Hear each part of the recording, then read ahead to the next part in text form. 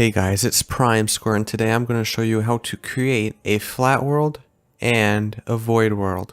So first, you want to go to single player, select create new world, game mode creative, then click more world options, and then world type, select super flat, then you can customize it however you want, but you don't have to, and then click done and create new world.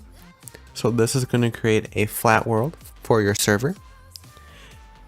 Voila for that, and then save and quit. And to create a void world, click create new world, creative, more world options, world type, go to customized, click customize.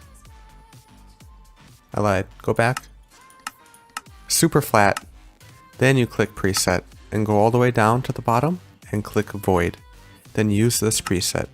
This preset is available in the newer versions of Minecraft and not the older ones. Then click done, create new world, then it's going to create a super flat void world.